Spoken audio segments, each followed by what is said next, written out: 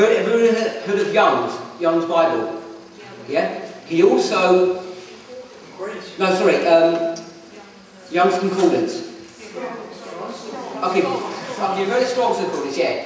But there was another scholar who was called Young. Okay? Yeah. So Young's, he's got it there. Young's Concordance. It's a real poster thing. Okay. I believe Strong's actually wrote a Bible version as well. Someone was telling me that recently, but I haven't got a copy of Strong's, but I know that he did.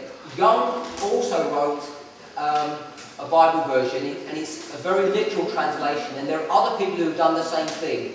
So I want to read verse 9 from the Septuagint and also from another literal translation. Okay? And the reason why I'm going to do that is because I believe that the translation that's given in the King James in verse 9 is not very well put together. Okay? Does that throw anybody? Is anybody distressed by that thought or concept? Because if you're a King James person, you might get distressed by that. And I'm saying that in a serious fashion. Does anybody have an issue with that concept? A little bit? Yeah. Okay, let me explain what the problem is. Okay, what the problem is this. When you go to the Hebrew, okay, the structuring of Hebrew is different to English. So the order of the words are different. Okay? It's very easy to see. So when you go from Hebrew to English, you have to get those Hebrew words and you have to reorder them so that they make sense in English. If you just read them literally as they were, the verses wouldn't make much sense. Is everybody comfortable with that? Yeah. Okay. So when the King James, let me rephrase, let me put it this way. I don't want to get distracted on this, but a quick overview. There are two types of Bible translation. Okay, there's a paraphrase and there's a literal translation. Okay? Most of the revised versions are paraphrases. The King James, plus one or two of the older ones, are almost the only ones that are literal translations. What I mean by literal is, they try to, word for word, copy what was in the original, reword it into English so that it makes sense, but try and keep to the original as much as possible, instead of paraphrasing things. Does everybody understand the two different approaches? If you're using a study Bible and you want to do some studying, which you want to do when you come to the books of Daniel and Revelation, the revised versions aren't very good, because they paraphrase too much. The other problem that you have with revised versions that you don't have with the King James is when you add a thought into this, okay, so when you add additional thoughts in the King James, they italicize those words. Everybody familiar with that? When you make it into italics. So, this is print, and that's italic. Okay? That's right. And in the King James, they show you what those words are. What they are showing you clearly is that the King James is not a literal translation in the sense of it being 100% literal. They do interpret things, which is why they have some things in italic. Everybody's familiar with the subject of the daily. Yeah. Okay? So if you're going to deal with the issue of the daily and you're a King James person thinking that it must be pure, then you have to ask yourself the question why they put sacrifice in there. Because the word sacrifice isn't in the original, okay? And that was added in by the translators because they're not keeping true to their literal translation, they're now paraphrasing. Is everybody okay with that? Yeah. If you've done any study on Daniel chapter 8, you'll come across that. Yes. Okay. Question. Yes. Is there a literal translation where there's no paraphrases in there? There are some, and the Septuagint is pretty good. Now I'm going to read one. There are a number of them available, most of them in English, but they don't read very well. If you're doing a study, they're quite useful, but they don't read well. And there's many of them available. Most of the authors are kind of either scholars or maybe people you haven't heard of. They're not famous Bible. They're just called Mr. X's literal translation. It's that type of understanding. They're done by lay people. Some who are scholars, some who aren't. But they're not well recognised. You can't buy them in the shop. They're not commonly freely available. You wouldn't find it in print, for instance. There are some, but not many. Okay? So they're useful tools. If you've done any studies on Daniel chapter 8, you'll know that if you go to the King James straight, you get into problems with the structuring of that verse in verse 11 of Daniel chapter 8. I'm not going to deal with that issue now. We have to go back to the original to actually show the structure of that verse in a very clear fashion. You don't see it in the English in the King James. So I hope that doesn't. I hope I've given you some reasons why we have some license to do a bit more study, not just stick to the King James characteristics. Yeah. I want to continue that translations because Hebrew are there some conflicts on Hebrew understanding on the Hebrew on translating Hebrew and translating from the Greek? I know there are some conflicts on certain words in the Greek, but are there some in Hebrew? And how can we how can we know if a translation is really faithful or not? If the book we have on teaching Hebrew is faithful or not? Or that's my question. I think it's by studying the Hebrew concordances and checking the meaning of the words. Most of the time, you're pretty safe. And we, as Adventists, we have enough background information that most of the time that doesn't cause us a big problem. You mean by comparing scripture with scripture? Scripture with scripture, yeah. Going back to the root words, using lexicons, Strongs, Young's, Gesenius. Sorry? Gesenius. Don't you know this one? Oh, I did. Gesenius? Yes, that one's not that easily available. Another one that's very available is Brown Driver Briggs, because they're in the public domain. The one that you mentioned, people use that, but most people aren't familiar with that. Strong's is a very good tool, but I'm going to show you the limitations of Strong's as we go in one of the verses. Okay, thanks. So I'm going to read this verse in its literal translation. When he comes into the kingdom of the south, he returns to his own ground. Okay, that's the literal translation from the Hebrew of this verse. It says this. When he comes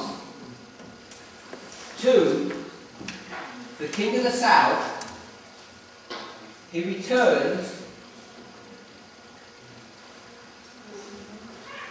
to his ground. When he comes to the king of the south, he returns to his ground. That's a much more accurate translation of this verse. I'll read it from the Septuagint, which is easily available. It says this. And he shall enter into the kingdom of the south and shall return into his own land. So you can see the Septuagint, which is the Greek version of the Old Testament, is very similar to a literal translation of the Hebrew words. And if you go back to the Hebrew Bible and check out each of those words, which have got strong numbers attached to them, you can see that this is actually the order that the verse is given in. Most of the time it's not important, but sometimes it is, and this is one of the verses that it is.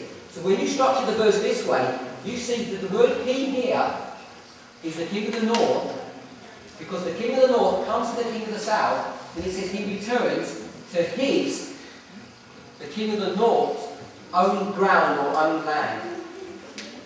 And if you go back into history, you'll see that that's what happened in this time period between 242 and 241. Seleucus went and did a counterattack upon the king of the south, but it was unsuccessful. It was an unsuccessful counterattack to regain the territory that he had lost to the king of the south.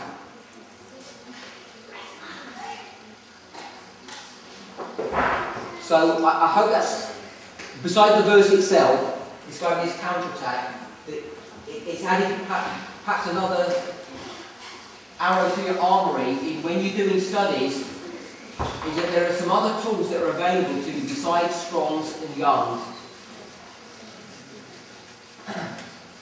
Just as an aside, I think someone showed up. Did someone show up a Young's Concordance up there? If you're not familiar with it, Young's Concordance is totally different to Strong's. It uses a different system. The coding of the words is the same, but the structure is different. And in some things, it's not as good as Strong's conceptually. But there are differences. I just want to make you that. It's not just an alternative. An alternative to Strong's, like on an equality with Strong's, would be Brown Driver Briggs. It's downloadable free online on eSword. You can just type BDB or Brown Driver Briggs. And these are the surnames of the three people who put this concordance together, this lexicon. Young's, I'm not convinced is as useful a tool as these other ones are. It uses a different system of collating information. And if you talk to Thomas, I think he's at the back here, he got into a discussion with somebody on this very issue about Young's and Strong's, and it came to the issue of the glorious land in verse 41. And using Young's, he got tied up. So we just need to be aware of that. We're in verse 10. Verse 10. We're in the year 219 to 218 BC. We're now in the 4th Syrian War. The 4th Syrian War. The kings have changed. We've moved on in history. We're in the 5th king of the king of the north. And this is Seleucus. We're in verse 10 now. Verse 9 is what we just had on the board. Before lunch we did verse 7 and verse 8. Okay, in verse 9, so verse 9 was an unsuccessful counterattack by the king of the north. Okay, so he goes, the Septuagint says it very clearly, he shall enter into the kingdom of the king of the south and to return into his own land. So the king of the north, king, goes into the king of the south, tries to take back his territory, which was the area of Syria and Palestine. He's unsuccessful, but he goes back to his own land. So he makes an unsuccessful attack. So now in the 4th Syrian War, the kings have changed. We've got Seleucus the 3rd, and it's the 6th king of the south, and this is Ptolemy the 4th. So we'll give some subject direction to this verse, and it's this. In 219, which is when the history that we're dealing with, the king of the north reconquers